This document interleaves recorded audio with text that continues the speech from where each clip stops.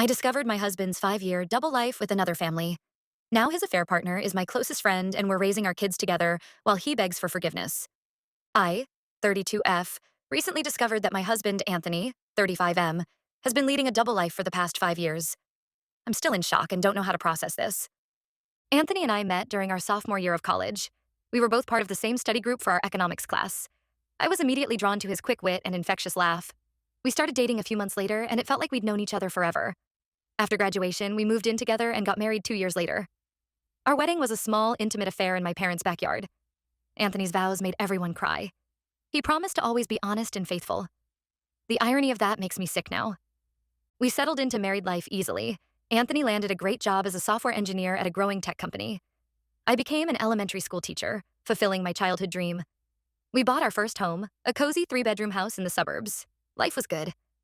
3 years into our marriage, we welcomed our daughter Lily. She was born with a full head of dark hair, just like Anthony's. I'll never forget the look of pure joy on Anthony's face when he held her for the first time. 2 years later, our son Max joined the family. Anthony was an amazing father from the start, always patient, playful, and involved. Our life wasn't perfect, but it was happy. We had our occasional arguments, usually about mundane things like household chores or spending habits. But we always resolved them quickly. Anthony traveled for work about once a month, which was hard on the kids, but seemed normal for his job. Last month, everything changed. I got a call from a woman named Amanda. At first, I thought she was a telemarketer and almost hung up. But then she said, "I'm Anthony's girlfriend. We need to talk." I felt like I'd been punched in the stomach. According to Amanda, she met Anthony at a work conference in Chicago 5 years ago. He told her he was divorced with no kids. They hit it off and started a long-distance relationship. Anthony would visit her in Chicago once or twice a month, always claiming it was for work. Amanda had no idea Anthony was married or had other children. The most shocking part? Amanda and Anthony have a 3-year-old son together named Jake, a child born while I was pregnant with Max. The thought of Anthony holding our newborn son while having another baby across the country makes me physically ill. I confronted Anthony when he got home that day. I'll never forget the look on his face when I said Amanda's name. All the color drained from his face, and he stumbled backwards like I'd struck him. He broke down crying and admitted everything. Anthony said it started as a casual fling. He never meant for it to go further, but he developed real feelings for Amanda. He claimed he tried to end it multiple times but couldn't bring himself to hurt her. So instead, he hurt me and our children in the worst way possible.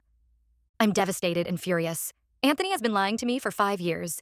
He's missed birthdays, holidays, and milestones with our kids to be with his other family. He's stolen money from our joint accounts to support them.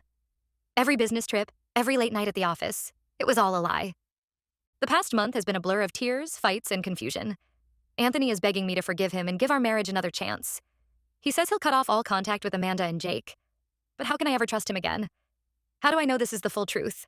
What other secrets is he hiding? I feel like my entire life has been a lie.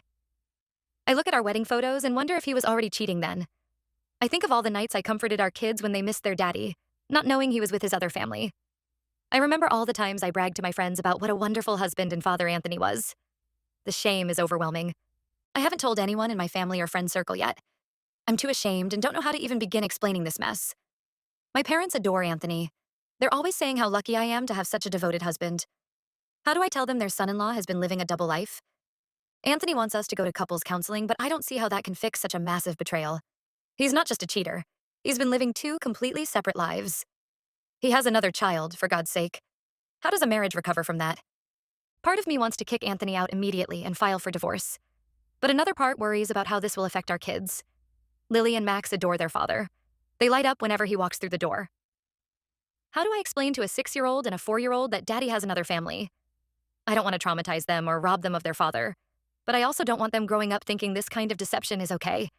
I'm also terrified of being a single mom. Anthony and I have been together since college. I've never really been on my own as an adult.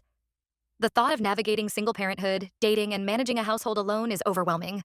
Plus, I know divorce will strain us financially. On my teacher's salary alone, we'd probably have to sell the house and move to a smaller place. Then there's the guilt I feel over Jake, Anthony's other son. That little boy is innocent in all this.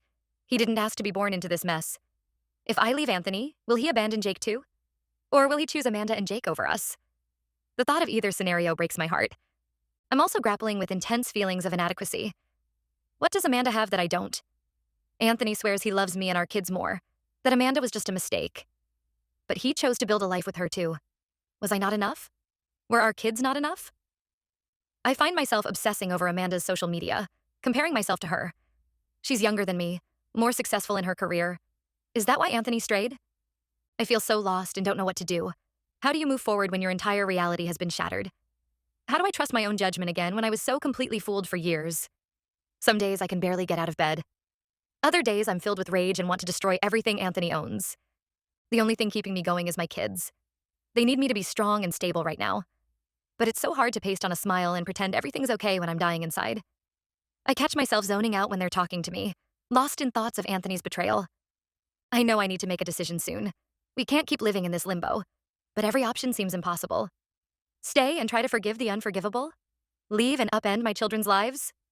There's no choice that doesn't end in heartbreak. Any advice would be greatly appreciated. Has anyone been through something similar? How did you move forward? How did you explain it to your kids? I feel so alone in this nightmare and could use any support or guidance. Update 1. It's been 2 months since my last post and a lot has happened. Thank you to everyone who offered advice and support. It really helped during this nightmare. After much deliberation and many sleepless nights, I decided to separate from Anthony. I just couldn't see how our marriage could recover from such a massive betrayal. The trust is completely shattered. Every time Anthony touched me or said, "I love you," all I could think about was Amanda and Jake. It wasn't fair to anyone to keep living in that limbo. Anthony moved out to a nearby apartment last month. We told the kids that Daddy needed to live separately for a while, but that we both still loved them very much. It was one of the hardest conversations of my life. Lily cried and begged Anthony not to go. Max seemed confused and kept asking when Daddy would be back. We've tried to maintain their routine as much as possible, with Anthony coming over for dinner a few nights a week and taking them on weekends. I finally worked up the courage to tell my family and close friends about Anthony's double life.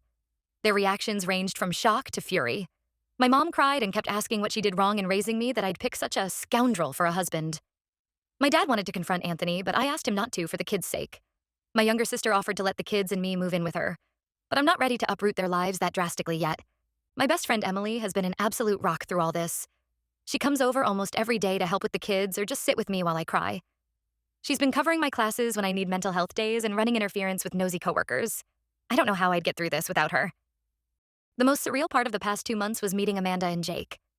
Amanda reached out wanting to talk in person. Against my better judgment, I agreed. We met at a cafe halfway between our cities. Walking in and seeing her felt like an out-of-body experience. This woman I'd been imagining and hating for months was suddenly real. Amanda and I talked for hours. She was just as blindsided as I was by Anthony's deception. She truly had no idea he was married with other kids. Amanda showed me years of text messages and emails from Anthony, all reinforcing his lies about being divorced. She even had a photo of Anthony at Jake's birth, taken the same month Max was born. It made me physically ill. Seeing Jake was bizarre. He looked so much like our son Max. They could be twins. It made the reality of Anthony's deception hit home even harder. Jake is a sweet, energetic little boy. He proudly showed me his toy cars and chattered about preschool.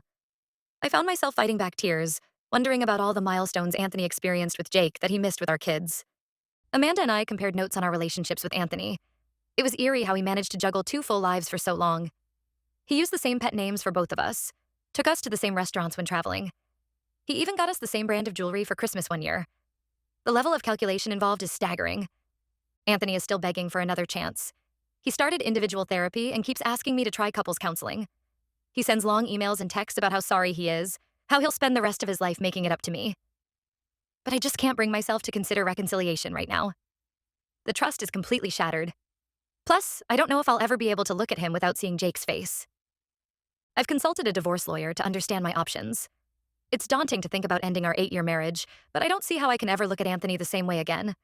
The lawyer warned me it could get messy given Anthony's financial deception and the existence of a child from an affair. The kids are struggling with the separation.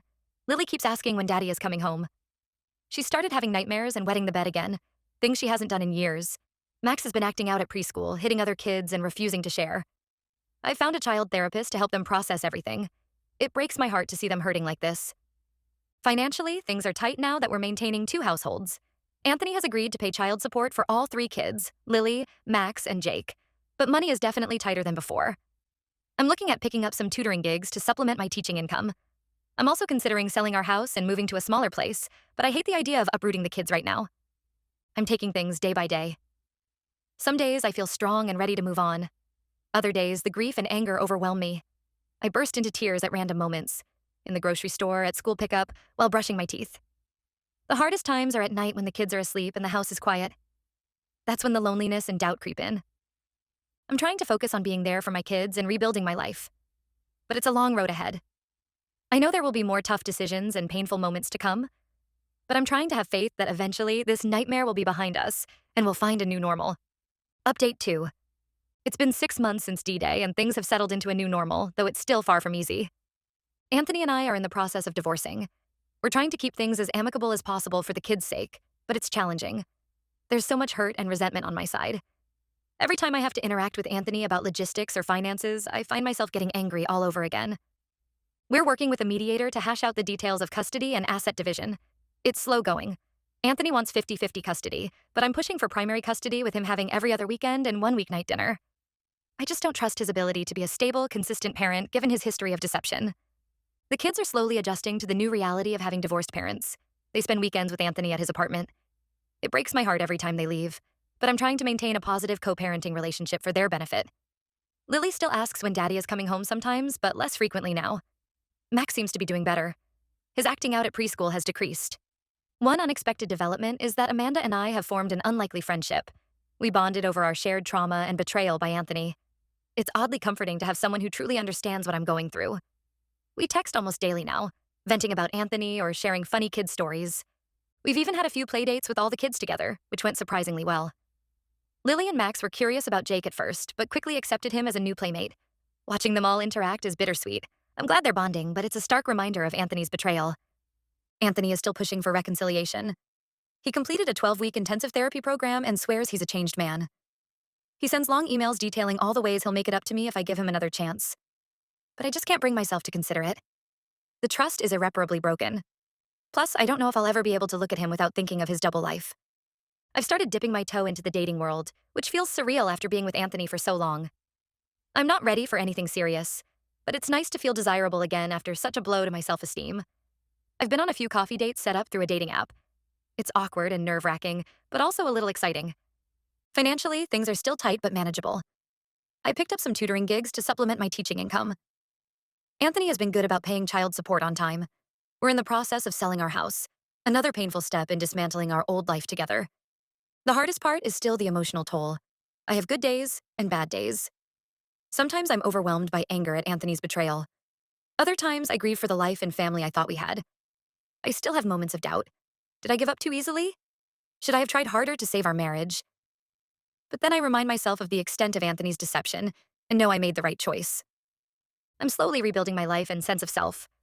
I've started taking an art class one evening a week, something I've always wanted to do but never prioritized.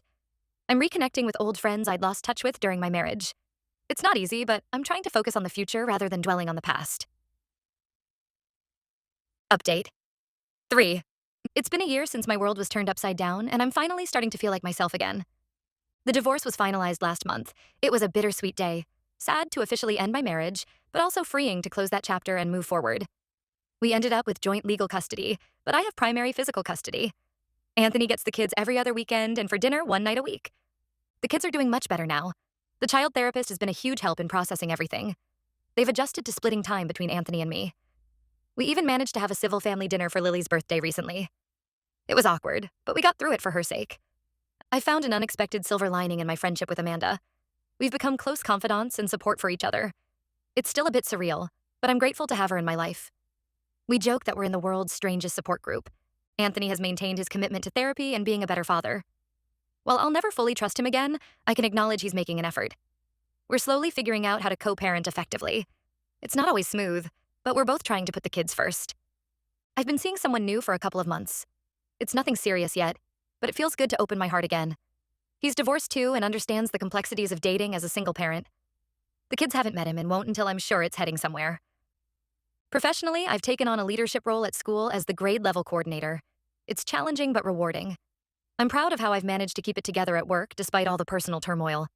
This past year has been the hardest of my life, but I've come out stronger. I'm proud of how I've handled this curveball and excited for this new chapter. While I wouldn't wish this experience on anyone, it's shown me how resilient I truly am. There are still tough days, of course. I get a pang in my chest when I see happy families at the park or school events. Sometimes I catch myself wondering what life would be like if Anthony had never cheated. If we were still that picture-perfect family I thought we were. but those moments are getting less frequent and less intense. I'm learning to embrace this new version of my life. It's not what I planned or expected, but it has its own joys and possibilities. I'm rediscovering parts of myself that got lost in marriage and motherhood. I'm building new traditions with the kids and creating a home that feels uniquely ours. The relationship with Anthony's other family is still evolving. Amanda and I try to coordinate so the kids can spend time together occasionally. It's not always easy, but we're doing our best to navigate this unusual situation. Jake is starting to understand that Anthony is his dad too, which brings its own set of challenges. As I look towards the future, I feel a mix of excitement and trepidation. There's still so much uncertainty. Will Anthony remain committed to being a better father? Will my new relationship develop into something serious? How will the kids handle future changes? But I'm trying to take it one day at a time and trust that we'll figure it out as we go. If there's one thing I've learned from this experience, it's that life can change in an instant. The life you thought you had can crumble, but you can build something new from the rubble. It's not easy, and it's not always pretty, but it's possible. And sometimes what you build can be even stronger than what was there before.